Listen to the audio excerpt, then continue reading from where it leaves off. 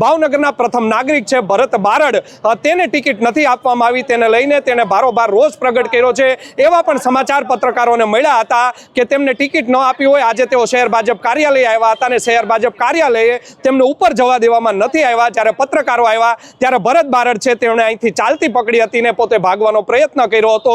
સત્ય શું છે તેઓ બોલી નથી રહ્યા। મનમાં તો પણ ઘણું દુઃખ છે, પરંતુ આ દુઃખ છે તે ભાજપની બીકના લીધે બહાર નથી આવી રહ્યું। જોઈ રહ્યું સીધા જ તમે ભાજપના અત્યારે દ્રશ્યો જોઈ રહ્યા છો। શહેર ભાજપના અનેક કમઠાણો છે તે અહીંયા શહેર ભાજપમાં ચાલી રહી છે, પરંતુ હવે ક્યારે ટિકિટ જાહેર કરવામાં આવશે, કોને ટિકિટ આપવામાં આવશે, મારા સારા કરતા મારાને ટિકિટ આપવા માટે અત્યારે ભારે જોર છે તે લગાવવામાં આવી રહ્યું છે। જોવું રહ્યું કોને ટિકિટ હવે મળે છે અને કેટલાના પત્તા છે તે કપાય છે। સિનિયર નેતાઓના અનેકના પત્તા કપાઈ શકે છે તેવું પણ અમારા સૂત્રો કહી રહ્યા છે।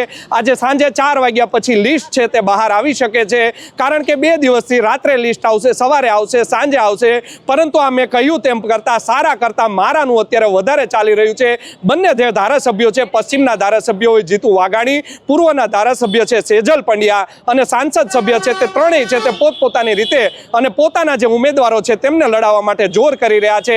ભાવનગરના જે પ્રથમ નાગરિક ભરત મેયર બારડ છે તેનું નવજીવન ન્યૂઝ દ્વારા 2 દિવસ પહેલા જ ઇન્ટરવ્યૂ કરવામાં આવ્યું હતું। પાર્લામેન્ટરી બોર્ડની જે બેઠક હતી તેમાંથી તેમને બાકાત કરવામાં આવ્યા હતા, જેને લઈને પણ તેઓએ પોતાની નારાજગી છે તે વ્યક્ત કરી હતી। આમ કહી શકાય કે એક પછી એક ભાવનગર શહેર ભાજપમાં ટિકિટ જાહેર થાય તે પહેલા ભડકા થવાનું શરૂ થઈ ગયું છે।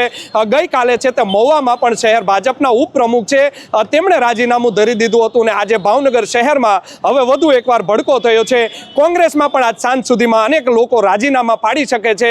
કોંગ્રેસના વિરોધ પક્ષના નેતા છે જીતુ સોલંકી, તેમને ટિકિટ નથી આપવામાં આવી અને તેનો પણ આજે સાંજ સુધીમાં રાજીનામા છે તે મોટી સંખ્યામાં પડશે અને પક્ષ પલટા થાય તેવી પણ શક્યતાઓ ભાવનગરમાં દર્શાવાઈ રહી છે।